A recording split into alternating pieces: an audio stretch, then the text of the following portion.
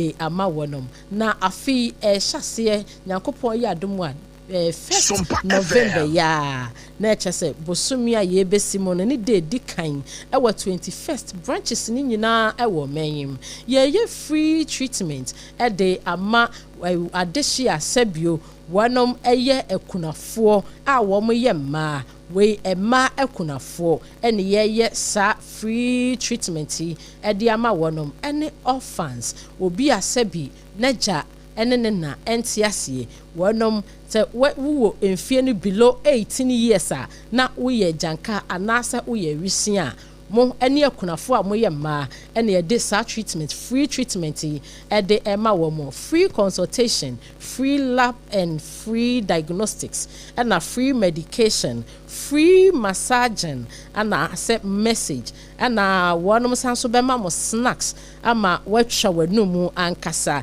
enti ye ma menom akunafo menua wo ye ewisia ana wo ye janka 21st clinic tonsa de afro say 1st November Raya branches wo mayimu bebia na yen show free ya be show mojemo ya de bi etiate se woni padua ni mu a ya besa so atreatiu enye nonko a ye wi a ye ne obedi enkita ho kama ekwan a ye be fa so se bia ya de no e wo se ye benben wo a ye be benben kama ye wi a ye ma bibi e ma wo so wodi akofie na wo hu se ye ne wo adi ni yie pa na Nyankopon ya adom a 1st November no esi memeneda anopa no son na dwumadie ahyase e wo 21st clinic ye branches ni nyina ubetimi afre enchechemu bia echen medie e wo 0540 311 311 0540 311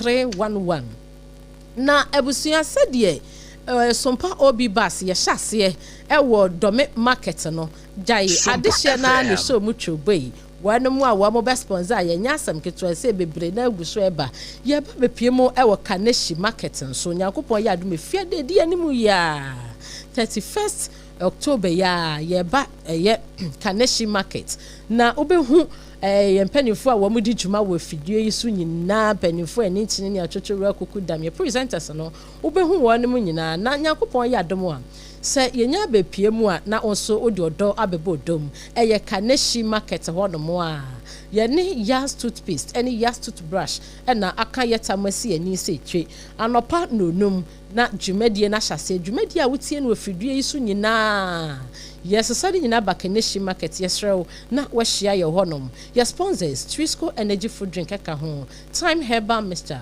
Yas toothpaste and then a brush from Bell Beverages and after 21st clinic multiple questions for so eka ho ebe enti abusuya se APPIAH upeso beso yasene ama dwumedie ekoso a wo so betumi afre ye mpani for 0547 0547 548 538 0547 548 538 na ye mpanimfo anyo so abusuafo nyumaku ya dama wanum na so yasene ema ye bi nsemi ede ama o yesra otwen yen ensem ni bi ewachiri ye ba sisi a na ye de asom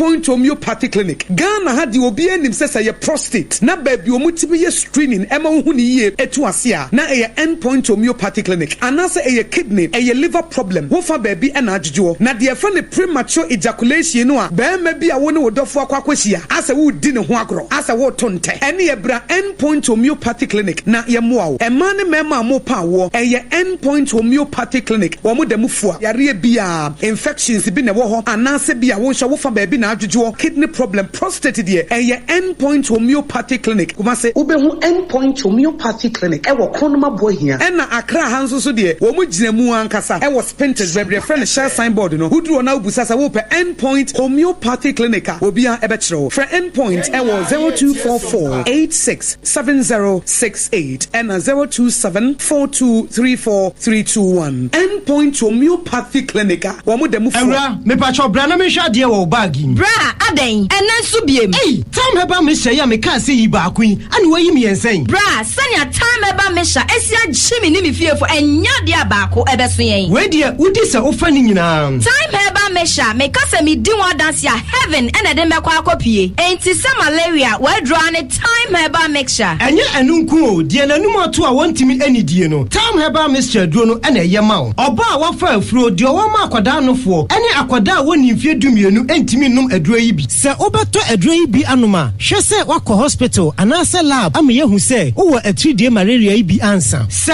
ope time heba mixture enu dudu atu a, fo ani kire KNG Herbal Center ewo Emrom Abidjan House ana ba akoso wo atonsu Monaco Junction. Eno echi ubenya bi atowo over the counter medicine sellers. Any herbal shop dodo na emu. Fre 0244 417669. Kayo, set time no TIME. Time heba mixture. Afi malaria fever bi adani ziba ewo munu be tuako. FDA agi adwadie nkratoa yi atu. Tontonte. Yenum nsane efa adwen. Ne efa adwen mpa. Say na nanu nim se bre bi beba ama tonti na 74 opa ye ne simple. T74 abeye adru. Tonti na 74 ana T74 asan twe ya dwene esina nanom dodo so. Se de na dodo bua ma na nanom enyare basabasa no saa na tonti na 74 ana T74 ebu anipadua no. Ema immune support enti obi onum bie no abre bia ne ho den. Tonti na 74 yi nso ya ye no se nsuo krokro wa kama enti ba bia wonam bia obetimi de wade akọ. Samene wa ankefi na ekroyi eda no nko na wie ye wa bra mennom T74. Se mennom tonti na 74 menya hoɔden mennom ne da bia. T74 yi eye hahama ene ye de aye na DHC ena aframa na ye kama saa no. T74 ahoɔden ni apomuden ko a.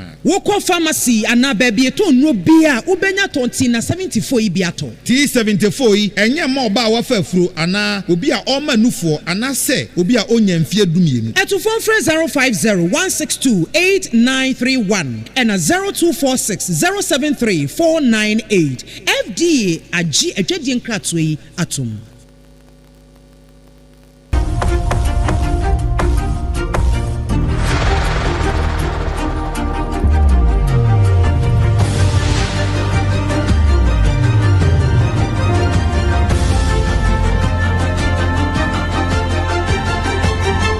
SOMPA TV Emma Aketiapa. Enokre Emma Aketiapa busua yemo mo esanso mo akwaba. Afei nko wie kase no wa manone. Brazil mamu na medura. Sesie mempeni dada ya wo Brazil mamu je meza Bolsonaro. Wo kotwa mfinhye do no nson. Ewo neduafie ne nyina ne se wo bo ne tirimu po ene ebi ye kutupa se worum betu abanyagu. Na ekwowie ye no Mampeni a wote agwa so sesie aye mampeni Luis Inacio Lula da Silva. Wodi mfinhye do osonkono wo se wo besa akone mpre nan so esanse wo hwe sabre emfi a wadie ya do osonkono no etese de owo 30 years. Nti ayire so adwoda sei wo kwa kodi 80 years ya no ye ne birthday. Nanso still awo ye mojamno. Nti ne mudia ne ni tirimu bo abobe ne se de opesa wo som Brazil man no. Wono momfa emfi nan no nka no ho na wonsanso ento aso nya adwuma no we ya wo kan nyina yese saa de mampani dada yo yentia wo ko naduafie wono mampani a wote sokora no wo mo de na tumpen ya ni nyina ne se corruption bi no na eho ade wakwa kodam bosome mako du nwotwe e de afi ya ewie ya ne ho so nsa abrobe ya odete na konwa so na mom wobaka no wasa ka biu se mampani Trump wode nema binomo tarifu bi tototo wo mo so se so betimi atede a ene wone mpanimfo edi ahia na afi wo ho kwampa obefa so na eda kina ya enhyiamudie no mu ne yebefiri mu aba no wone Trump akasa ama nema mu ago esanse mampani no enam so a saa haw no nyina eba wo mo so no wono wo kwa akodi ne bone no ho akatua ewo naduafie eno so ne yegyina na anopai na nakwajoje si no nsi abre mu kasebo afefu me de enememene ya ye di yawo esanse national money ye na yetime kwa mu ho akwanhwefo sei no ene na anopai ye koso aso se endpoint homeopathic clinic nti wo kan ye ho ene ye de kase no ebre wo enye wono nko tete hodudo na na ya na abefo kwan so 2074 wono nso kan ye ho bi na mom kaneshi obi bas na asompa de bre wo no wono de akura mu setwe ade chefie de ya yebo aboboa no kan yen ho na ni nyina echi no 21st clinic afiafi bia hwa wo mo hwe enyanka ehwe akunafo ewo wo mapomuden mu no wono mo nso kan yen ho na yeba waboboa no anopai na ye kan sa no na Jesus asos Joseph nso ekuta yemu dokuna emu ehye pa no na tin pa ni nyina ye wo mo na eye na nyamensa wom enti anopai ebia na wutie yen